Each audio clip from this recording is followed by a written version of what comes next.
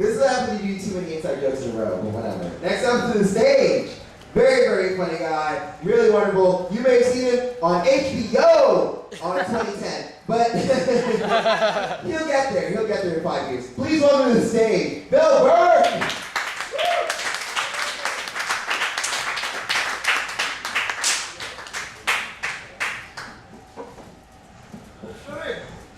Hey, what's up, everybody? Yeah! How you doing? So I don't know if you guys watch the news at all, but I've been watching this story. It's about how David Blaine's fans are tired of his tricks. I just think, honestly, I just have a question for any David Blaine fans out there. How do you get tired of his tricks if he doesn't actually do anything? Right? I just wonder that, like, you know, he'll sit in the fucking, like, a block of ice for, like, a week, and everybody will think it's amazing, right? Or he'll, like, stand on, like, a 100-foot pillar for, like, 72 hours, and everybody, like, everyone in New York will be watching. But, you know, I go up to my roof to jerk off, and only watching me as a cop. I just think it's kind of unfair. It's kind of fucked up. I messed up the joke. It's all good. Get it back. It's okay. You work. So how's everyone doing tonight? Chilling? Chilling? A lot of good comments tonight. You know, I've been enjoying myself and Rudy coming out and shit. I told you. You were talking shit earlier. You're like, yeah. Now you got a fucking spot. Fucking, so, I don't know if you guys, you know it all, but Ryan Dunn from Jackass, he actually passed away a couple days ago. And yeah, it really sucked, especially for me, because, you know, I'm kind of a young guy, and I kind of grew up in that whole, like, Jackass extreme sports era, and it really sucked. But I heard he died from, like, a car accident, and, like, at first I was kind of, you know, a little bummed out about it, but then I was like, a car accident? Really? Like, I always thought he would, like, die doing something, like, a lot bigger. You know what I'm saying? Like, doing something you really had, like, a passion for. Like, you know, getting kicked in the head or putting his dick in a mousetrap. You know? Something you really, really loved. Is like, you know, just surprising. I was actually talking to my sister yesterday, and she was telling me that she's thinking about adopting a kid. Which I think is amazing. I think that's, like, you know, really noble, you know, for her. And she said she wants an Asian kid though. And, like, you know, that's cool, I don't give a fuck. But like the way she's talking about it makes it sound like she's trying to buy, like, a new car. You know what I mean? Like, she already has 3 kids already, and she's talking shit. She's just like, you know, these domestic models after 15 years they, like, break down, start talking back, smoking weed. But these fucking Asian ones run forever. And it's just like, it's ridiculous. Bro, she was on the phone for an hour and a half talking about this Asian kid that she hasn't even adopted yet. You know what I mean? And it's like, cool, I don't give a fuck what race of kid you want to adopt, but, like, talking an hour and a half about this kid, this seems a little excessive. I started thinking, like, why do you want this Asian kid so bad? Like, does the agency give you, like, 0 money down if you get the natural disaster special? Like, is it like a 2-for-1 deal? You know, you get, like, you buy one Japanese kid, you get a free Haitian. Right? Like, keep it real, they're probably overstocked. No one's really copping Haitians. But, and even on top of that, I'm like, why would you want to adopt him into our family? Like, I just think that's just, like, the most reckless thing. That's just, like, you're just sabotaging this kid's future. Like, sure, if you don't adopt him, you know, he might never get adopted. But there's also the chance that he might get adopted into a great family, live a, you know, a completely full life. You know, if we adopt him into our family, it's a complete guarantee that all he's getting is, like, a semester at community college and a cashier job at Target. You know what I mean? Like, come on, this is fucked up. It's really messed up. Oh man, you look at my notes. I'm professional right now. So I was actually at an open mic a couple days ago, and I was talking to this other comic, and he actually invited his friend to an open mic. I thought that was, like, really fucked up, right? I feel like you don't invite your friend to an open mic. Like, inviting your friend to an open mic is like inviting a friend to a fucking funeral. You know what I mean? Like, they're there to show respect, but no one's really enjoying themselves. It's just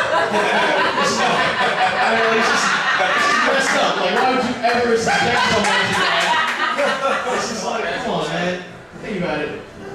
But you know, what made it even worse is we got into one of those like comedian-only conversations where we were actually talking about rape jokes actually, and how like no matter how funny a rape joke is, no one laughs at it, right? And I was telling him like, you know, I don't make rape jokes because it's like me raping somebody just seems way too unrealistic. Like I'm just not like confident or powerful enough to rape anyone. Like I'm so insecure I'd probably stop halfway through and ask her how I was doing. It's that serious. It's that fucking serious. Let's see what else is there. I don't know. I know a lot of you guys are here are comics and everything. You probably talk about your shitty jobs and how you get your jobs and everything. But I also have a really shitty job. I work as a lifeguard at this really, really upscale apartment building. And it's not even a hard job, it's just like extremely demeaning. You know what I mean? Like the people there are so rich that even the children talk down to you. like I don't know if any of you guys have been emasculated by a 5-year-old girl before. It's not good for building self-esteem. I'm serious, like it's definitely on the top 10 list of reasons why to commit suicide. This is that serious.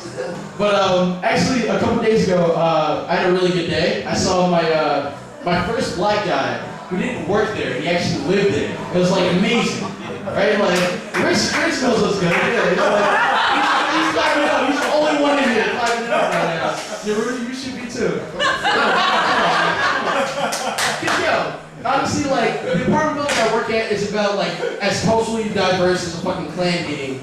Like, it's that serious. It's horrible. It's horrible. Like, seeing a black guy at my job is like seeing a deer in the middle of Times Square. You know what I mean?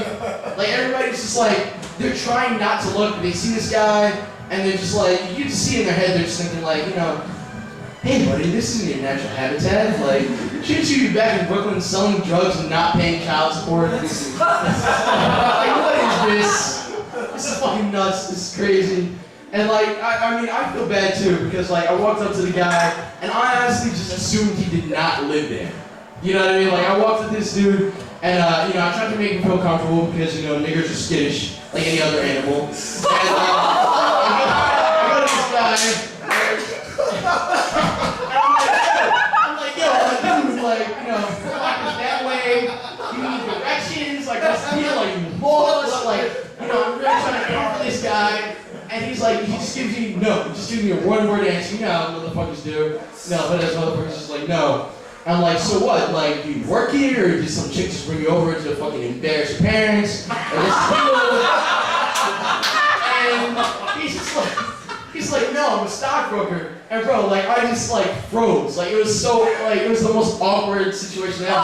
And I was just like, well, I honestly would have assumed rapper, but I guess life is full of surprises. And it's like the most awkward fucking like time ever. I honestly would have taken a picture, but he was wearing a shirt that said, please no flash photography. I just had to respect his wishes for that. Let's see. So I know a lot of you guys are comics and everything, you're fucking broke. Probably ride the subway all the time, right? Guessing?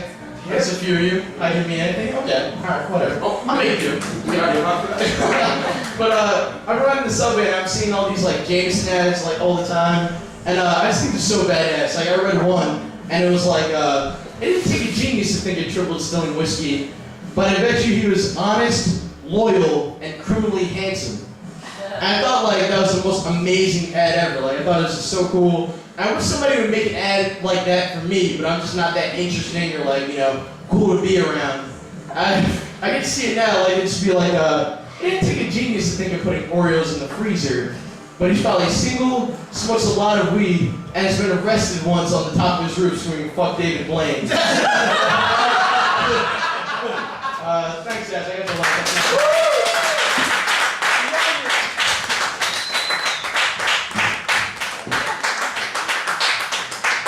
everybody! Round of applause! So we're going to beer, everybody. Round of applause. Too late. We have 2 more comics left. First time over the stage, very, very funny. He plays all over the city. Just came back from a tour upstate New York. That's scripted. Please welcome to the stage, Ken Perlson!